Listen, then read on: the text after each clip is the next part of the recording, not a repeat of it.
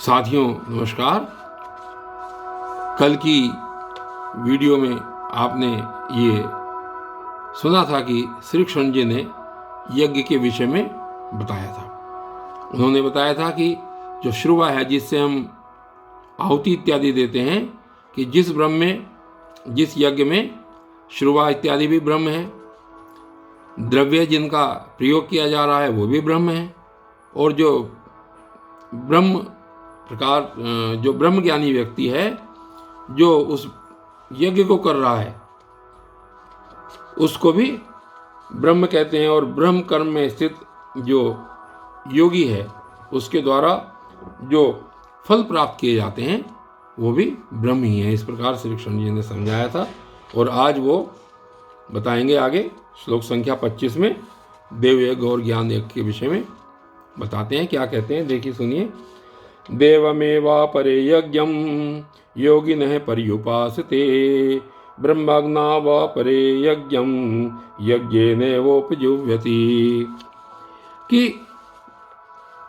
अपरे योगिनः देवम, के दूसरे योगीजन देवताओं के पूजन रूप यज्ञ का ही देवम यज्ञम एवं पर्युपासते, भली भांति अनुष्ठान किया करते हैं।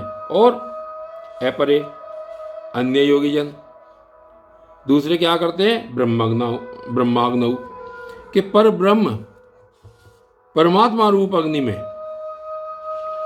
अभेद दर्शन रूप यज्ञेन, यज्ञ के द्वारा, एव ही यज्ञम उपजुह्वति, आत्मरूप यज्ञ का हवन किया करते हैं। यानी अब यहाँ पर इन्होंने बताया कि ये जो देव यज्ञ है और ये ज्ञान यज्ञ क्या है, अलग अलग, कि जो योगी जन हैं देवताओं के पूजन रूप यज्ञ का जो भली भांति अनुष्ठान करते हैं, वो, और जो अन्य योगी जन हैं दूसरे जो परब्रह्म परमात्मा रूप अग्नि में यज्ञ के द्वारा आत्म रूप यज्ञ का हवन किया करते हैं, वो दूसरे योगी जन हैं, अर्थात वो ज्ञान यज्ञ का हवन करते हैं।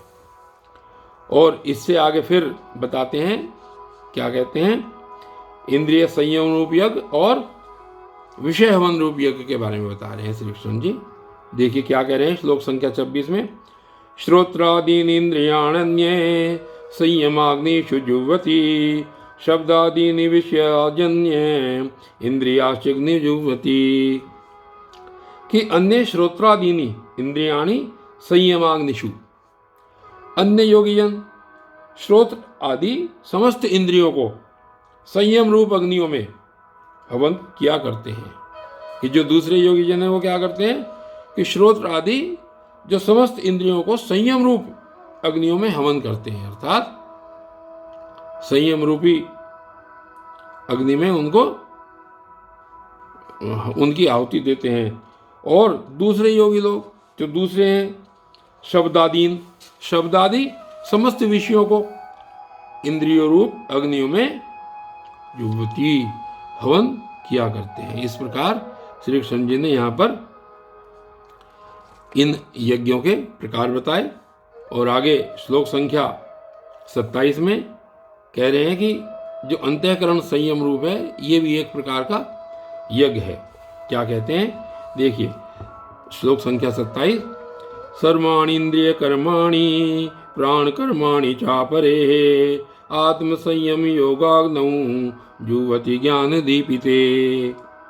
के अपरे सर्वाणि इंद्रिय, दूसरे योगीजन जो अभी अलग अलग प्रकार के योगीजन बताए हैं जो विभिन्न यज्ञ को करते हैं, कि उससे अलग जो दूसरे योगीजन हैं वो क्या करते हैं कि दूसरे योगीजन इंद्रियों की संपूर्ण क्रियाओं को और प्राणों की समस्त क्रियाओं को, इंद्रियों की क्रियाओं को और प्राणों की क्रियाओं को ज्ञान दीपिते, ज्ञान से प्रकाशित करते हैं। ज्ञान से प्रकाशित आत्मसंयम योगाग्नौ, आत्मसंयम योग रूप अग्नि में जुह्वति हवन किया करते हैं। तो कुछ योगीजन ऐसे हैं कि जो अपने इंद्रियों की संपूर्ण क्रियाओं को और प्राणों की समस्त क्रियाओं को आत्मसंयम रूपी योग रूप अग्नि में हवन करते हैं, अर्थात उनको उनके ऊपर अपना नियंत्रण पा लेते हैं। और इससे अगले श्लोक में देखिए क्या कह रहे हैं श्री कृष्ण जी, श्लोक संख्या 28 में, द्रव्य यज्ञास्तोपयोग्या योग यज्ञास्तथा परे स्वाध्याय ज्ञान यज्ञाश्च यते संशित व्रतः।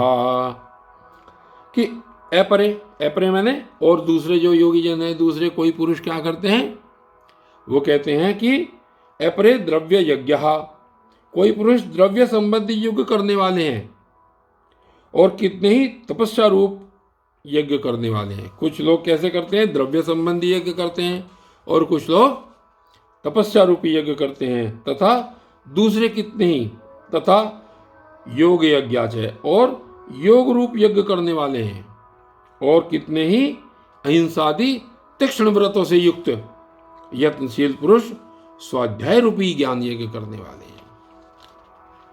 आज श्री कृष्ण जी ने कितने प्रकार के यज्ञों के बारे में बताया कि कोई पुरुष तो द्रव्य संबंधी यज्ञ करते हैं, कुछ तपस्या रूपी यज्ञ करते हैं, और कितने योग रूप यज्ञ करने वाले हैं, और कितने ही अहिंसादि, कि भाई हम अहिंसा का व्रत करेंगे, अहिंसादि तीक्ष्ण व्रतों से युक्त यत्नशील पुरुष, और स्वाध्याय रूप ज्ञान रूप स्वाध्याय रूप ज्ञान यज्ञ करने वाले हैं, यानी वो जो है स्वाध्याय करते रहते हैं। इस प्रकार श्री कृष्ण जी ने आज यहाँ पर विभिन्न यज्ञों के संबंध में बताया है, और आगे भी हमारी ये वीडियो चलती रहेगी। तब तक के लिए धन्यवाद।